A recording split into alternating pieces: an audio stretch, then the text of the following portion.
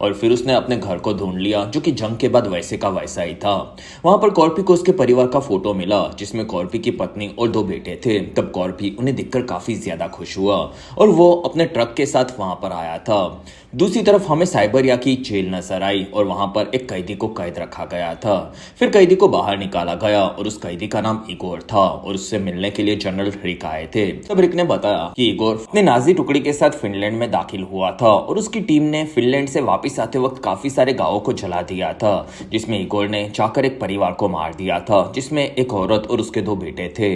और इगोर ने गुस्से में उनके छोटे छोटे टुकड़े कर दिए थे, लेकिन वो परिवार आतामी कॉर्पी का था जो कि फिनलैंड का कमांडो था और उसने 300 लोगों को एक साथ में मारकर खुद को लेजेंड साबित कर दिया था और अब वो वापस उनके इलाके में आया है।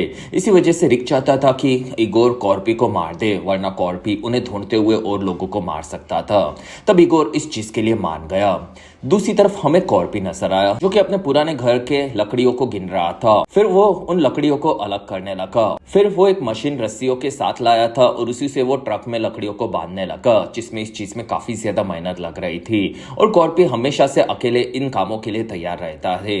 फिर घर की सारी अच्छी लकड़ियों को उसने ट्रक में भरा और सारे बेकार सामान को वहां पर जला दिया था और अब कॉर्पी वहां से अपने नए घर को बनाने के लिए वापस अपने देश जाने के लिए तैयार था। और कॉर्पी अपने परिवार को याद करके वहां से निकला, जिसमें रास्ता काफी लंबा था और धीरे धीरे कॉर्पी ट्रक लेकर आगे बढ़ रहा था और अब उसे 120 किलोमीटर का रास्ता तय करना था।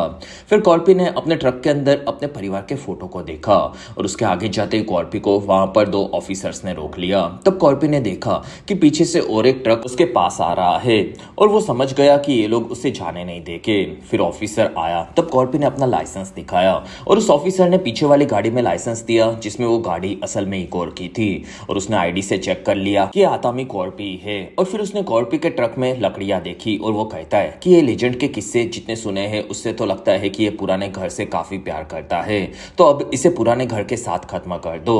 तब वहां पर ऑफिसर्स आगे बढ़े और कॉर्पी उन्हें देख रहा था, जिसमें एक ऑफिसर ने वहां पर बोतल में धमाका करवाने के लिए दारू को चला दिया और एक ऑफिसर पीछे से गन लेकर कॉर्पी को मारने के लिए आ रहा था और वो दोनों पास में आए। तब कॉर्पी ने डोर खोलकर एक ऑफिसर को वहीं पर चला दिया और दूसरे को ट्रक में पीछे कुचल दिया और वो ट्रक वहां से लेकर निकल गया। तब एक ऑफिसर उसके ट्रक में आ गया था और तब कॉर्पी ने उसे मारकर बेहोश कर दिया। फिर इगोर ने अपने एक काफी बड़े ट्रक को कॉर्पी के पीछे भेज दिया। तब कॉर्पी ने देखा कि उसके ट्रक में जो सैनिक था उसके पास गन थी, लेकिन उसमें गोलियां नहीं भरी थी। तब कॉर्पी ने उस सैनिक के उठने पर उसे गोलियां भरने का काम दिया और फिर कॉर्पी ने उसकी गन ले ली और वो ट्रक तेजी